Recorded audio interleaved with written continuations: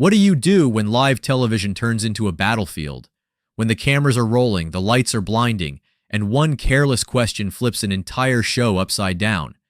That's exactly what happened on a quiet Tuesday morning, when Hollywood royalty sat across from America's favorite host, and the world watched respect unravel in real time. The clock hadn't even hit the first commercial break when it happened. 38 seconds.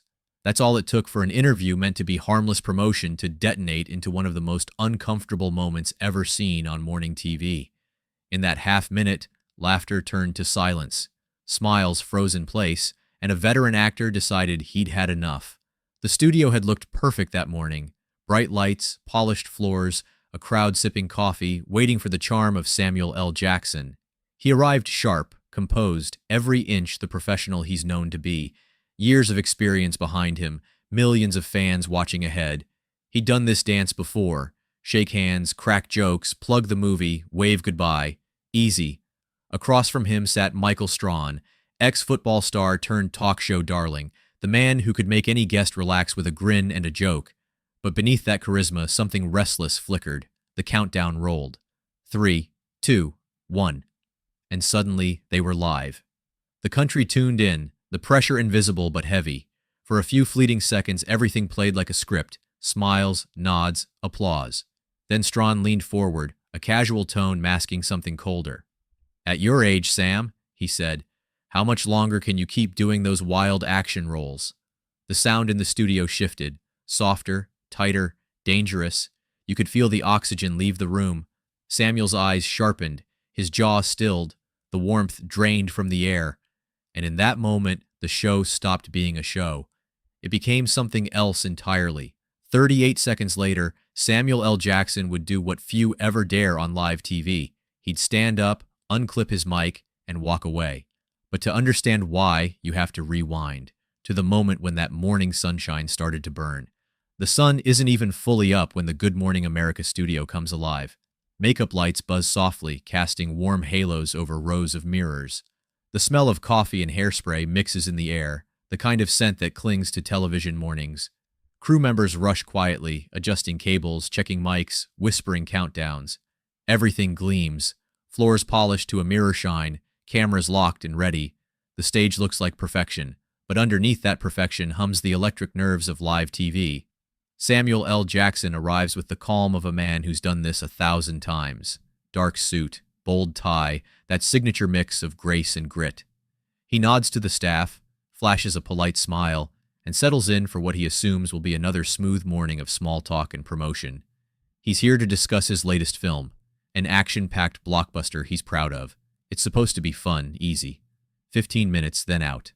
Michael Strahan spots him from across the set, his trademark grin flashing under the studio lights. The man's charm is his weapon. Ex-football legend turned daytime superstar, always ready with a laugh or a line. He moves like he owns the room, like every segment bends toward his energy. Robin Roberts sits to his left, radiating warmth, steady as always. George Stephanopoulos, polished and precise, reviews his notes on the far side. Together they're the morning show dream team. It's a well-oiled machine. Every cue rehearsed, every camera angle planned. The audience filters in, polite chatter filling the space. Somewhere in the control booth, a producer whispers through the headset, "We're live in 5. The lights blaze. The countdown begins. 3, 2, 1. "Good morning, America," Michael's voice booms with practiced enthusiasm. "And welcome back. Joining us today, the one and only Samuel L. Jackson." Applause ripples through the studio. Samuel grins, nodding slightly. He looks comfortable, relaxed, maybe even amused. This is his zone. He's been on talk shows all his life, and he knows how quickly they can turn. Longer than some of these crew members have been alive. Michael leans in, eyes sparkling, playing the friendly host. "So Sam, your new movie, man, it's wild. Explosions, fights, you doing stunts, you're running, jumping, doing all kinds of crazy stuff out there." Samuel chuckles, easing into the banter. "Yeah, I still got a few moves left." Then Michael drops it, same grin, same easy tone, but the words land heavy. "At your age, though, how much longer can you keep doing that?" For a split second, nothing moves. The question hangs in the air, sharp and awkward. Robin's smile flickers. George glances down at his papers. A single cough from the audience cuts through the silence. Samuel's expression shifts. The warmth drains from his face, replaced by something cooler, harder. His eyes narrow just enough for the camera to catch it. My age, he repeats slowly, voice smooth but edged with steel. I didn't realize there was an expiration date on passion. The laughter that follows isn't real.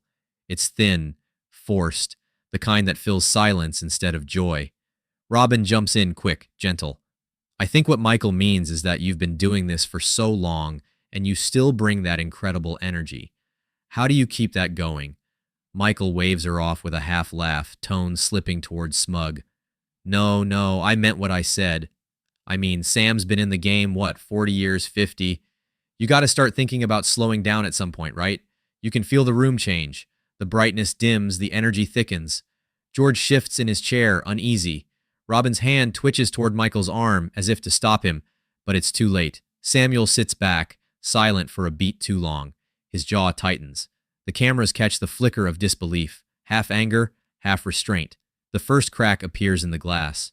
It's small, almost invisible, but once it's there, you can't unsee it. The tension hums low, quiet, dangerous. Everyone on set feels it, even if no one dares to say it out loud. Something's coming, and no amount of TV charm can stop it now. The silence stretches until it starts to hum. Every eye in the studio locks on Samuel L. Jackson, waiting for his next move. He's still, unnervingly still, his fingers resting lightly on his knee, his voice low when it finally comes. You know, Michael, he says slowly, every syllable deliberate, I've been doing this for decades. I've earned my place here. His tone isn't loud, but it slices through the air sharper than any shout, the kind of calm that makes people lean forward without realizing it. Michael laughs, too loud, too forced. Come on, Sam. You know what I mean. You're not exactly a spring chicken anymore. The words sound light, but the smirk ruins it. Robin's hand twitches again. George glances toward the control booth. The producer's frozen behind the glass, not daring to breathe. The brightness of the set seems to dim, the cheerful morning glow replaced by tension that feels heavy, almost visible. Samuel doesn't smile. His eyes, usually so full of life, narrow slightly. The rhythm of his voice changes, lower, steadier, harder. I know exactly what you mean, he says, leaning forward just enough for the camera to catch the sharpness in his gaze. But I'm not sure you do. The air crackles. A few nervous laughs from the audience fade almost instantly. Michael keeps going, smiling like he's immune to the chill settling around him. Look, I'm just saying what everyone's thinking. You've had an amazing run, man. 40, 50 years. That's a hell of a career. But at some point, you got to start thinking about passing the torch, right? Robin cuts in quickly, her voice tight but kind. What we're trying to ask, Michael interrupts, waving a hand without even looking at her. No, Robin. I'm asking a real question here. That's when it shifts. The charm's gone. His voice hardens, pushing instead of playing. At what point do you look in the mirror and say, maybe it's time to let the young bloods take over? The audience murmurs. You can feel it. Embarrassment, disbelief. The vibe has flipped completely. Samuel exhales through his nose, a soft sound, but with the weight of a warning. He tilts his head slightly, eyes locked on Michael. You really want to go there? Michael shrugs, pretending innocence. Hey, I'm just being honest. Robin's smile is gone now. Her voice trembles slightly when she speaks. Michael, that's enough. But Michael doesn't stop. Ego takes the wheel. What? I can't ask a simple question? I thought that's what we do here. Honest conversation, right? George shifts in his seat, his fingers tightening around his cards. He looks like he'd rather be anywhere else. Samuel leans back, expression unreadable. Honest conversation is one thing, he says slowly, but there's a line between asking questions and disrespect. The words land like a punch. Michael raises his hands, trying to play the victim. Whoa, hold on. I'm not disrespecting anyone. You're taking it too personally. The camera zooms in on Samuel's face. You can practically feel the temperature drop. His jaw tightens, the calm before the storm. You're questioning my value because of a number, he says. That's not honesty, Michael. That's arrogance. The audience gasps. Soft, collective, impossible to ignore. Someone whispers in the back row. Robin closes her eyes briefly, as if wishing herself invisible. Michael leans forward, voice dropping into that defensive tone that always makes things worse. Man, I'm just keeping it real. You can't act like age doesn't matter. People talk about it. Samuel's lips press into a thin line. People talk about a lot of things. Doesn't mean they know what they're talking about. Robin tries again, desperate to pull the show back from the brink. Gentlemen, maybe we should, but Strawn cuts her off again. No, I'm not done. You've been doing this forever, Sam. Maybe people just want to know if you're ready to take a step back, that's all.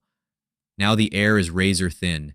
Even the camera crew hesitates to move, afraid to break the tension. Samuel's voice drops lower, quieter, but every word hits like a hammer. You know what, Michael? Maybe learn what respect is before you question someone's worth. It's like the whole studio exhales at once. A sharp gasp ripples through the audience. A woman in the front row covers her mouth. Robin freezes mid-sentence. George looks like he's about to intervene, but doesn't. Michael blinks, startled, but he hides it behind a grin. Wow, he says, shaking his head. Touchy, huh? I didn't realize asking tough questions was off limits. Robin's tone softens, pleading now. Michael, please. He ignores her. Guess it's true what they say. Some people just can't handle a little heat. Samuel doesn't move. His stillness is louder than any outburst. His eyes stay locked on Michael's. Calm, unblinking, dangerous. The silence feels alive, stretching longer, heavier, until it feels like the studio itself is holding its breath. Robin leans forward slightly, her voice trembling. Michael, that's enough. But Michael, blind to the warning, too far in to stop, keeps talking. Come on, man. Don't act like you're some untouchable saint. Everyone's got to retire sometime. That's life. Samuel's smile is cold, humorless. Everyone's got to learn respect sometime. That's life too. For a moment, there's no sound, no laughter, no movement, just that look. Samuel's gaze, Michael's forced grin, Robin's anxious eyes, George's nervous shifting, the kind of moment that makes people remember exactly where they were when it happened. And then, with one blink, the tone of the show changes forever. The morning brightness, the charm, the warmth, it all dissolves, leaving only two men staring each other down across a coffee table. One holding his ground, the other too proud to see he's already lost. The silence is brutal. The audience feels it. America feels it. And somewhere in that charged quiet, the morning show stops being morning television. It becomes something else entirely. A slow-motion collision between ego and dignity, broadcast live for the world to see. For a moment, no one moves. The air feels heavy, like the walls themselves are holding their breath. Samuel L. Jackson sits there, posture still as stone, eyes fixed on Michael Strawn with the kind of calm that makes everyone else nervous. You can feel the tension vibrating through the cameras, the studio lights, the crew frozen in place behind their lenses. Robin's hands twist in her lap, her knuckles white. George glances toward the control booth, mouthing something the producers are too stunned to answer. Then, quietly, Samuel exhales. He reaches down and unclips his mic. The soft click of metal against fabric cuts through the silence, louder than any shout. The sound man freezes mid-step.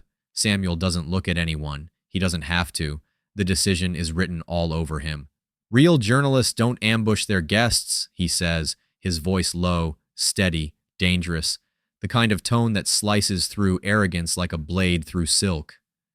Real journalists don't use their platform to belittle people. He places the mic on the coffee table, just a gentle drop, but the thud echoes through the studio. It's the sound of finality. For a heartbeat, nobody reacts. Then a slow ripple of applause starts from the back row of the audience, hesitant at first, then building, swelling into something louder. Robin's eyes glisten. George leans back, his expression somewhere between disbelief and despair. Michael forces a smirk, his voice dripping with sarcasm. Oh, sure. Walk away. Real mature Sam Samuel stops mid-step, turning his head slightly, just enough for his voice to carry. I respect myself too much to entertain this nonsense, he says. You think this is pressure, Michael? This? He gestures around the studio. The cameras, the audience now silent again. This is just sad. The words hang in the air like smoke, thick and heavy, impossible to clear. He straightens his jacket, smooths the cuffs, and walks toward the edge of the set. Not a rush, not a flinch. Every step deliberate, calm, dignified.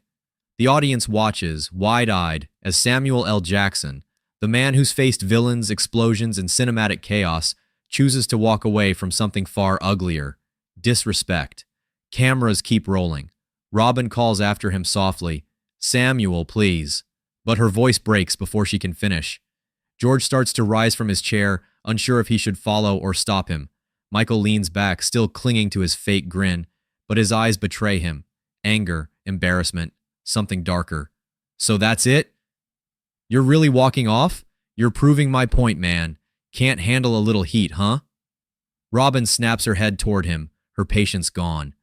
"Michael, stop talking," she says sharply. "You're making it worse." He shrugs, but his laugh comes out wrong.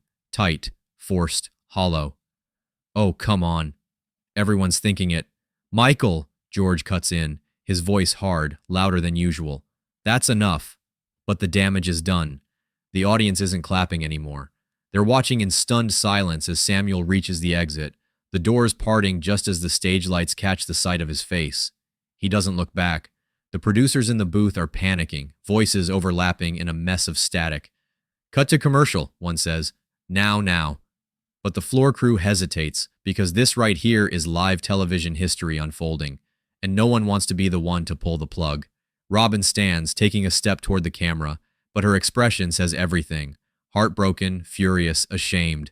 "Michael," she says again, quieter this time. "Just stop." He doesn't. "What? I'm the bad guy now? I ask a question, he throws a fit, and I'm the problem?" His voice echoes across the stage, bouncing off the walls of what used to be the friendliest set in America. George rises fully now, his face tight with control. "We're going to break," he says through clenched teeth, signaling to the control booth. Michael laughs again, but there's no joy in it, no confidence. "You all saw that," he mutters, glancing at the audience. "Hollywood can dish it out, but can't take it." Robin slams her cue cards on the table, the paper snapping like thunder. "Enough!" The word echoes, sharp and final. "You've done enough damage for one morning." Samuel's footsteps fade down the hallway beyond the set. The audience breaks into scattered applause again, some supportive, some uncertain, all shaken. George looks straight at the camera, professionalism barely holding. "We'll be right back," he says. He says evenly, but his voice trembles on the last word. The red light on the camera fades and the broadcast cuts to black. But inside the studio, chaos doesn't stop. Crew members rush in different directions, whispers turning into shouts. Robin sinks back into her seat, rubbing her forehead like she's holding back a headache that's been building for years. Michael sits stiffly, arms crossed, his eyes darting toward the control booth, where producers glare at him through the glass. For the first time all morning, he looks uncertain, smaller somehow. Robin looks up, her voice low but filled with anger. "Do you even realize what you just did?" Michael stares at her, defensiveness flaring again. "I did my job." George lets out a breath that sounds like surrender. "No, Michael. You lit a match and threw it at the whole damn show." Outside the studio doors, Samuel's car pulls away, the city sunlight catching on the windshield. He doesn't look back, doesn't wave, doesn't say a word. He doesn't need to. Inside, the applause still lingers faintly, the echo of respect reclaiming the space he just left behind. In the silence that follows, Robin whispers almost to herself, "He handled that better than any of us could have." No one answers. The hum of the lights fills the void where laughter used to be. The cameras are off, but the damage is permanent. Somewhere out there, millions of viewers are watching their screens, replaying that moment over and over. The legend didn't shout. He didn't argue.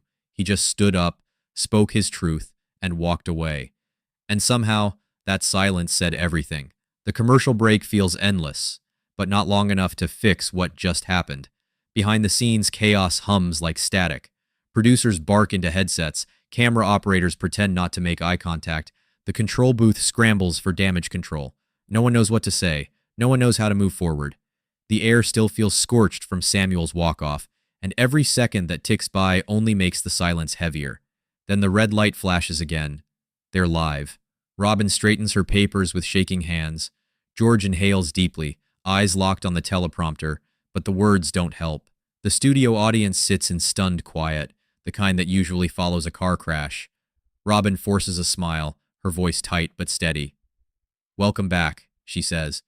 "As you can see, we've had an unexpected turn of events this morning." George steps in, his tone calm but taut, holding the show together by sheer willpower.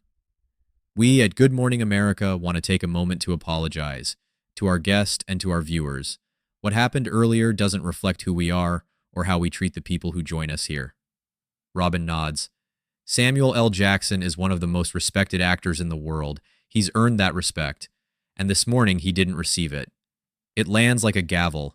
Michael sits between them, jaw locked, eyes forward, lips pressed tight. He doesn't say a word. The camera lingers on him for a split second before cutting away, but the damage is already visible. He's been benched, silent on his own show. The producer's call came through during the break, short and brutal. Let Robin and George handle it. Michael says nothing.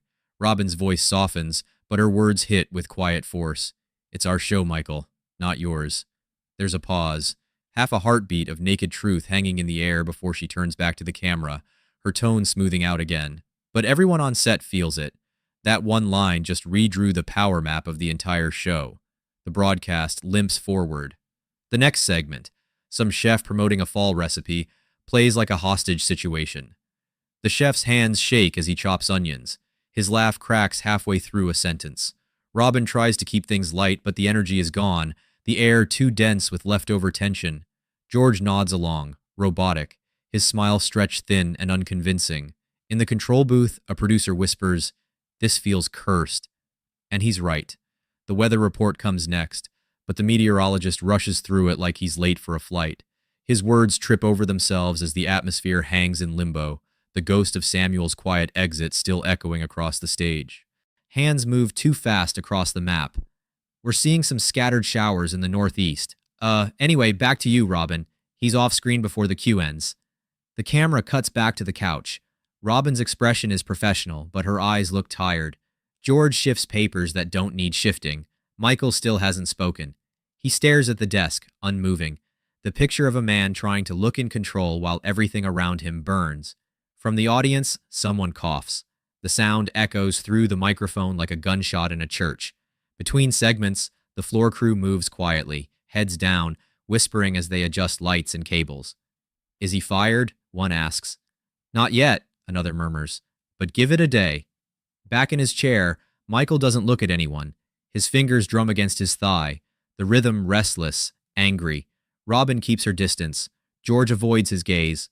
The polite small talk that usually fills commercial breaks has evaporated. No jokes, no chatter, just that heavy unspoken question. Times, what happens now? Halfway through the next break, Michael stands abruptly. No warning, no cue. He walks off the set, his footsteps echoing through the stage. The door slams behind him, the sound sharp enough to make someone in the back row flinch. No one follows. Robin exhales, the weight of the morning finally catching up to her.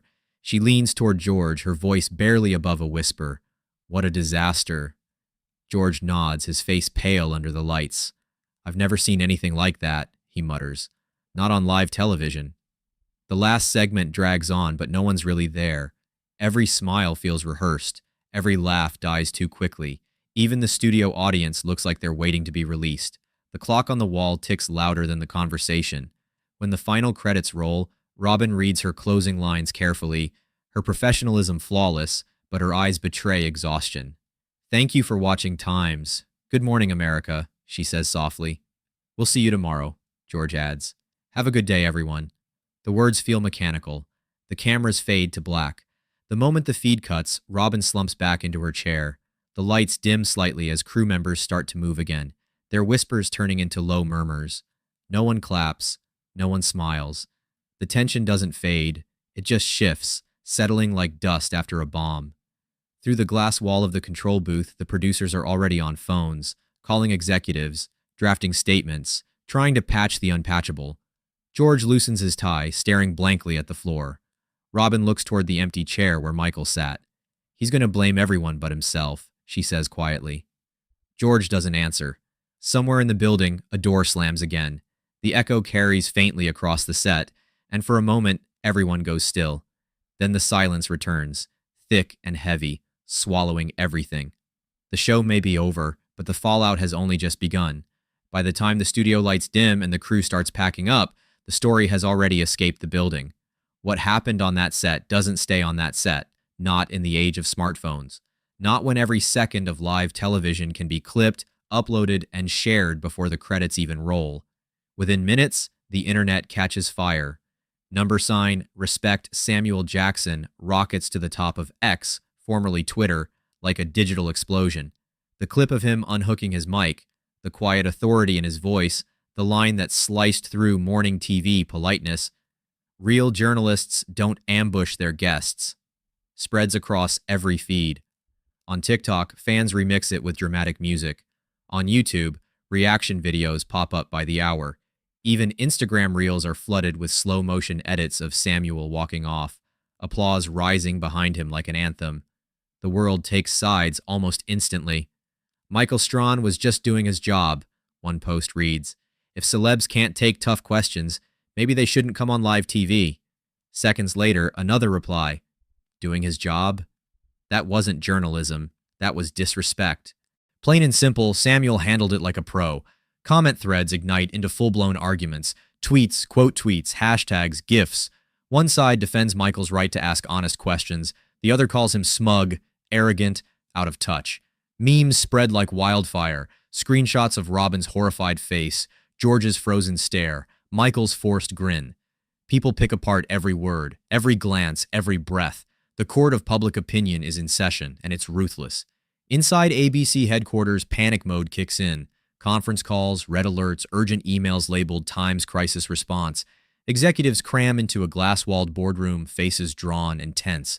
No one has coffee, just bottled water and anxiety. Someone clicks play on the viral clip again, the sound echoing across the room. The silence afterward feels heavier than the footage itself. "We need a statement," one executive says, rubbing his forehead. "Immediately." Another voice, sharper, cuts through. "We can't throw Michael under the bus. He's part of the brand." A third responds, colder. "The brand's already on fire." Meanwhile, Robin Roberts sits alone in her dressing room, still in full makeup, staring at her reflection. The fluorescent lights above her buzz faintly, almost tauntingly. She replays the morning in her head, the moment she could have stopped it sooner, the time she hesitated, the things she didn't say. "I should have stepped in faster," she whispers to herself. Guilt presses on her chest like weight. Across the hall, George Stephanopoulos leans against his desk, tie loosened, eyes glazed over. His phone won't stop buzzing. Texts from producers, old colleagues, even competitors. Everyone wants to know how it happened, what went wrong, who's to blame. But he doesn't have an answer. After decades of live television, he's never seen anything unravel so completely, so fast. Michael's dressing room door slams shut. He's pacing, muttering under his breath, voice rising and falling. Oversensitive, that's what it is. They're all oversensitive. His phone lights up with notifications, mentions, messages, media requests, but he ignores them. His reflection stares back from the mirror, jaw tight, eyes wild. "I just asked a question," he says again, louder this time, like if he repeats it enough, it might sound true. Outside, the hallway hums with whispers. Crew members pass by quietly, eyes averted. No one wants to be the first to talk to him, and somewhere across Manhattan, Samuel L. Jackson is already gone. No interviews, no statements, no damage control, just gone. He left the building with the same composure he carried through the confrontation, silent, dignified, unbothered. His team tried to reach him, but he didn't need to talk. He didn't need to tweet. The truth had already spoken for itself. The footage told the story better than any PR statement ever could. As the day stretches into afternoon, news outlets swarm the moment like vultures circling fresh drama. Entertainment anchors dissect it frame by frame. Analysts weigh in on tone and context. Former TV hosts share stories about crossing the line. Commentators label it everything from a masterclass in grace under fire to a meltdown in real time. By evening, every network is running it. ABC News, CNN, TMZ. Even late-night comedians slip in jokes during their monologues. But the tone isn't mockery, it's fascination. Because it's not just a viral clip anymore. It's a cultural flashpoint. In living rooms across the country, viewers argue about it like it's politics. At diners, in cabs, in office break rooms, everyone has an opinion. But under all the noise, one truth stands out clearly. Samuel didn't lose his temper. He didn't raise his voice. He didn't insult anyone. He just stood his ground, drew a line, and walked away. That restraint becomes the story. Commentators start calling it the walk-off heard around the world. Editorials frame it as a lesson in dignity. Hashtags evolve. Hashtag respect Samuel Jackson turns into hashtag walk with Sam, a slogan of sorts for self-respect and boundaries. Meanwhile, inside the GMA building, the mood sinks deeper into unease. Unease lingers. Robin stays late, still thinking, still blaming herself. George quietly packs up and leaves without saying a word. Producers avoid eye contact in the hall. Michael's door stays closed, but the sound of pacing never stops. By midnight, the internet has moved from outrage to reflection. People quote Samuel's words, posting them over black backgrounds. Real journalists don't ambush their guests. Some call it a line that should be taught in media ethics classes. Others just call it truth. Somewhere in the quiet of that same city, Samuel sits back in the backseat of a car, watching the skyline drift past. The world is shouting his name, but he doesn't say a word. He doesn't need to. Dignity doesn't need a microphone. It only needs a moment, and he just owned it on live television. By the next morning, the moment has already cemented itself in pop culture history. The clip is everywhere. An endless loop playing across talk shows, morning news, late-night recaps, even college media classes dissecting tone, body language, and control. Analysts slow the footage down frame by frame, studying the micro-expressions on Samuel's face, the tightening of Michael's jaw, the split second when everything shifted. Commentators call it a masterclass in self-respect, the moment dignity stood taller than ego, a live television reckoning. Every outlet runs with the same conclusion. Samuel didn't just walk off a set, he walked straight into legend. Michael's reputation, on the other hand, begins to crumble in slow motion. What started as morning banter now reads like arrogance, his smile like a mask slipping on live TV. The network's PR team floods the internet with statements about passionate journalism and unfortunate miscommunication, but none of it sticks. The audience saw what they saw. Behind closed doors, meetings stretch into hours. Executives argue over whether Michael needs to issue a public apology. Some think it's too late. Others think it's the only thing that might stop the bleeding. In the meantime, sponsors quietly start asking questions. Robin Roberts sits in her dressing room long after the lights go out, sipping cold coffee, her reflection softer now. George Stephanopoulos leans in the doorway, arms crossed, that knowing look of someone who's seen too many storms. "You okay?" he asks quietly. Robin nods, eyes distant. "I keep thinking about him," she says, "the way he handled it. No yelling, no grandstanding, just calm, strength, and truth." She lets out a faint breath, the kind that carries both awe and regret. "That's what grace under fire looks like." George nods. "Yeah, and that's what the audience saw too." Out in the world, people start using Samuel's moment as a benchmark. Articles headline with variations of when to walk away. Podcasts analyze it as a case study in emotional intelligence. Students quote him in essays about professionalism. The clip becomes shorthand for boundaries, for knowing when silence is more powerful than argument. Somewhere in Los Angeles, Samuel sits in a quiet room, sunlight spilling through half-open blinds. He hasn't said a word publicly. He doesn't need to. The world has already filled in the blanks for him. The dignity he carried out of that studio speaks louder than any interview or tweet ever could.